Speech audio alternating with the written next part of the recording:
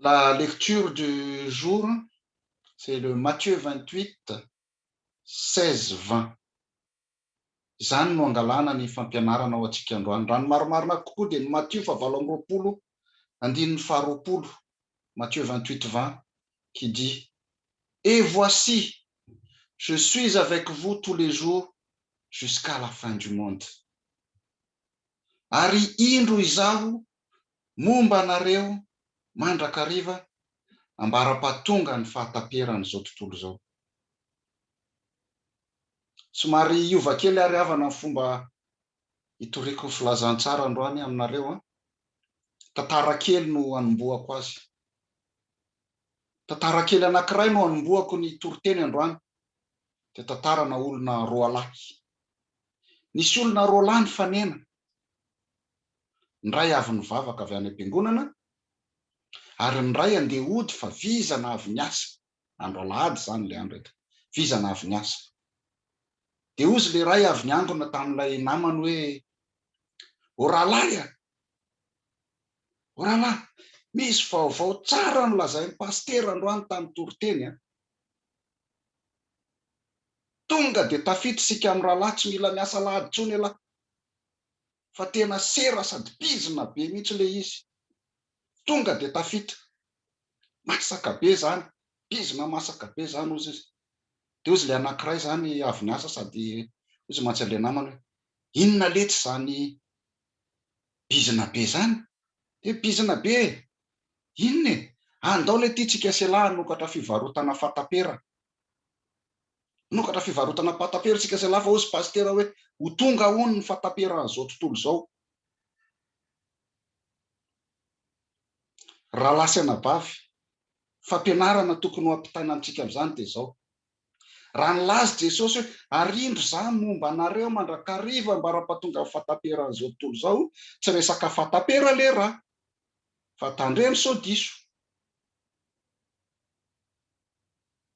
Ce verset est le point culminant de la christologie de Jésus. Une mise en évidence de sa christologie à l'échelle de l'œuvre entière de Matthieu. En termes théologiques, on appelle cela une inclusion. Je m'explique. Raha matadidy ianareo any amin'ny Matthieu toko voalohany andininy fahatelo amby roapolo. En Matthieu 1, 23, l'ange annonça qu'on lui donnera le nom d'Emmanuel, ce qui signifie Dieu avec nous. Et rehefa teraka Jesosy dia omena azy ny anarana hoe Emmanuel. C'est midika hoe Andriamanitra ao amintsika, Dieu avec nous. Mais si vous lisez tout l'évangile selon Matthieu ou tout le Nouveau Testament, Jésus n'a jamais été appelé par ce nom Emmanuel. Le verset de Matthieu 1, 23 trouve son accomplissement ici, en Matthieu 28, 20. Par cette promesse du ressuscité d'être avec ses disciples jusqu'à la fin du monde. C'est le Andriamanitra, Dieu avec nous. Même après être retourné au ciel, Dieu avec nous. Jésus le sera jusqu'à la fin des temps. L'œuvre tout entière de Matthieu nous montre de quelle manière et dans quel but Dieu est avec nous en Jésus de Nazareth. Zay le hoe momba anareo mandra-pahatonga ny fahataperan'izao tontolo izao. Il adresse ses paroles à ses disciples après leur avoir confié la mission d'aller porter son message dans le monde entier. Il savait bien que nous comme ses disciples, il nous envoyait comme des brebis au milieu des loups, et que nous rencontrerons des oppositions et des persécutions. Mais fampanantenany Jesosy Kristy eto, Jésus n'est pas seulement avec nous, il est aussi en nous. Son Saint-Esprit vit en nous Donc, nous avons aussi son autorité en nous. Il nous accompagne partout où nous allons. Nous ne le verrons pas physiquement. Nous ne pourrons pas le toucher. Mais nous ne serons jamais seuls. Il est présent partout où nous serons. Matokiry havana fa Jesosy Kristy nge ao aminao, miaraka aminao, miaina ao anatinao foana, na inona zavatra ataonao. N'aiza misy anao, na inona lalana diavinao. Il peut nous arriver de nous sentir seuls, de penser que Dieu est silencieux, que nos prières restent sans réponse. Mais cela n'enlève rien à cette promesse. Même si tu ne le vois pas, tu sauras que le Christ est à tes côtés. Tu ne le verras pas à l'œuvre, mais tu te rendras compte qu'il était là, qu'il est là et qu'il sera toujours là.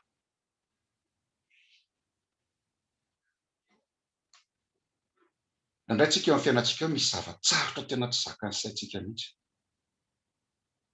sait plus quoi faire. On ne sait plus où se donner de la tête. Dans notre vie, nous en avons eu des moments de doute et nous en aurons encore certainement.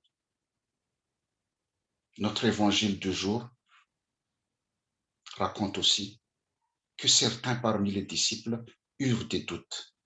Versets 16 et 17, ary no nahita azy izy dia niankohoka, fa ny sasany nianahana.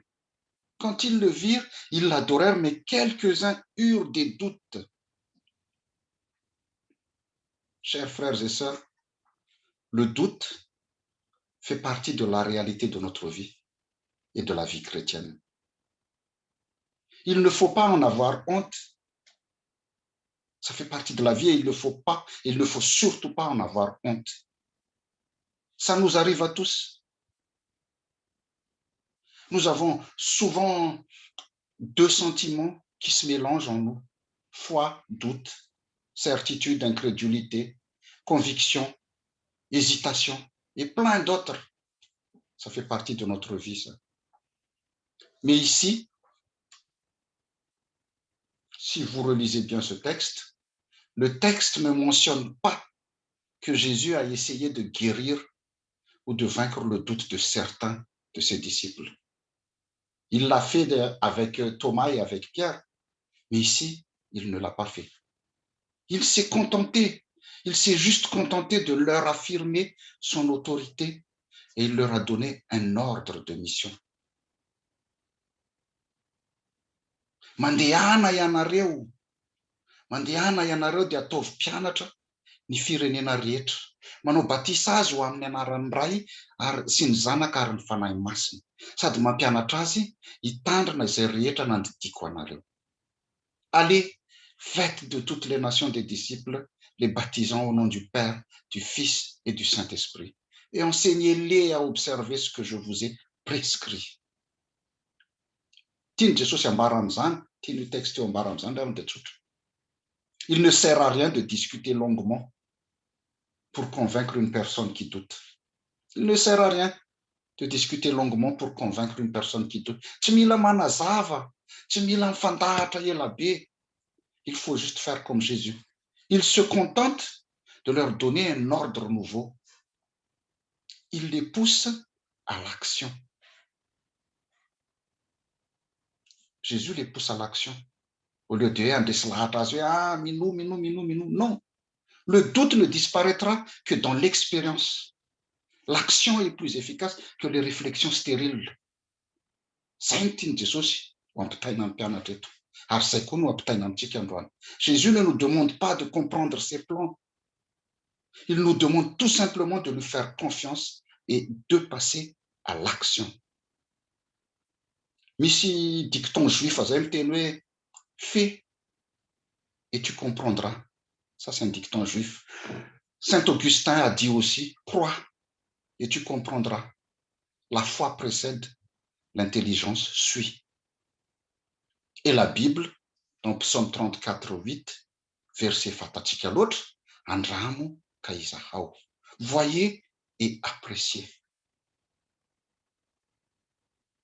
Il nous demande tout simplement de lui faire confiance et de passer à l'action. Chers frères et sœurs, le doute n'est pas une excuse pour s'impliquer et prendre des responsabilités dans la vie de tous les jours. N'est pas une excuse pour s'impliquer et prendre des responsabilités dans la vie de tous les jours et aussi dans la vie de l'Église. Pimasy kely zay ho an'ireo zay misalasala mbola tsy mandroso loatra. Raha tsy diso ohatra ny efa ho avy angamba ny fanavaozana ny birao ny sampana sy ny fifidianana diakona. Le doute n'est pas une excuse. Maniraka anao Jesosy ry havana. Maniraka anao Jesosy androany. Mandehana ianareo dia ataovy mpianatra amin'ny firenena rehetra, manao batisa azy ho amin'ny anaran'ny Ray sy ny Zanaka ary ny Fanahy Masina, sady mampianatra azy hitandrina izay rehetra nandidiko anareo. Averina ihany zany mba ho lalipaka tsara ao anatintsika ry havana. Allez, faites de toutes les nations des disciples. Jésus, en disant cela, nous donne un programme à suivre. Passer à l'action en transmettant la foi, intégrer les nouveaux croyants dans l'Église par le baptême et les enseigner pour qu'ils puissent bien vivre leur foi. Et en même temps, Jésus nous donne une promesse. Et voici, je suis avec vous tous les jours jusqu'à la fin du monde. Indro izaho momba anareo mandrakariva ambara-pahatonga ny fahataperan'izao tontolo izao. Vaovao mahafalo atsika androany ry havana, zay no teny amaranako azy, vaovao mahafalo atsika anio ry havana dia ny hoe Jesosy Kristy, ilay tompon'ny fahefana rehetra any an-danitra sy ety an-tany, no momba antsika mandra-pahatonga ny fahataperan'izao tontolo izao. Jesosy Kristy, ilay tompon'ny fahefana rehetra any an-danitra sy ety an-tany, no momba antsika mandra-pahatonga ny fahataperan'izao tontolo izao. Que la grâce de notre Seigneur Jésus-Christ, l'amour de Dieu le Père et la communion du Saint-Esprit soient avec vous tous, mes frères et sœurs. Amen.